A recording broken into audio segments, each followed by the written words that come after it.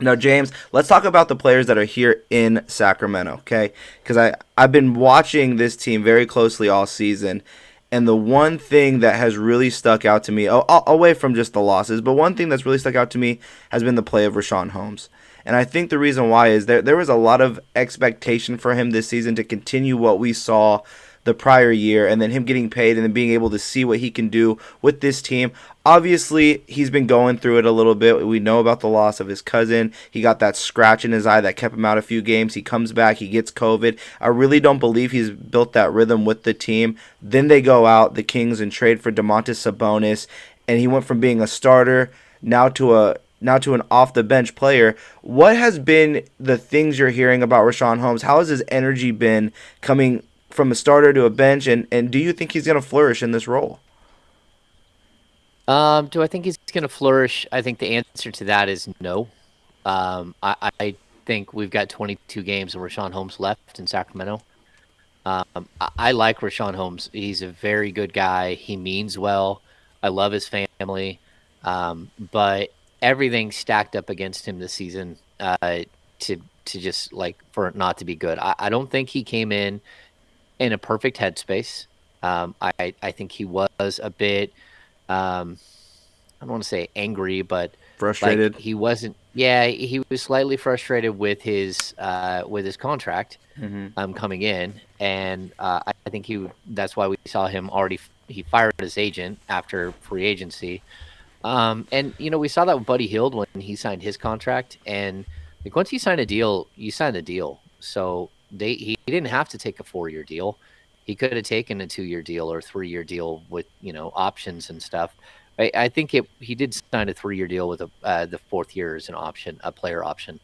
But look, he got a huge payday, a huge pay increase. He went from 5 million a year up to a 4-year, $47 million contract. Um, but then just the season, the way it started, I think he was solid early on. I don't know if he was spectacular, but he was solid. And I'll point this out: the Kings early in the season, they weren't playing Marvin Bagley. They weren't playing a lot of. He didn't have a true big man next to him, which I know it seems weird, but when you're going up for a rebound and there's only one person, there's only you going up for a rebound, it makes it really hard. So if you watch what Sabonis does, he goes in the key and he clears out like three guys. Three guys are trying to keep him off the glass, which allows for other players to just walk in and grab rebounds. And that's why we've seen Fox and Barnes have big rebounding nights already playing alongside Sabonis. Dante DiVincenzo's had a big rebounding night. There's a there's just a different feel when you have a big guy in there who's clearing space for you. And Richaun Holmes really hasn't had that. He hasn't had that second guy to help, screen out some of these guys and hold people out of the paint.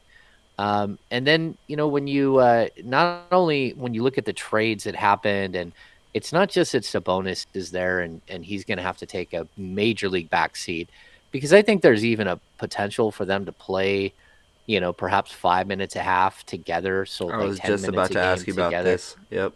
Yeah, I think there is because I mean we saw it with Miles Turner that it worked, except for Miles Turner can hit a three, and that is a substantial difference. It really does change your ability to space the floor. Like if you were going to do that lineup, it would have to be with three other floor spacers. So you'd have to have DiVincenzo actually hitting shots, Davion Mitchell, guys that can space the floor. Even a guy like Justin Holiday, so open the floor up. And I think maybe it can work, but at the same time, it's just really tough to play two centers, especially when one of them is a two-time All-Star and is going to play 35, 36 minutes a game. That leaves 10 or 12 minutes for Richaun Holmes. And the other problem that Richaun Holmes has is he's a true lob threat. He's the guy who's really, really good in the pick and roll.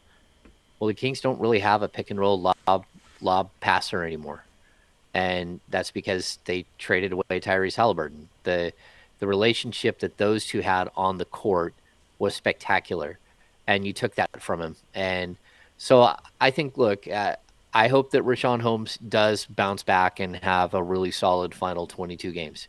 I think it's interesting. He's number 22. There's 22 games left after the break. Hmm. But he has to bring it.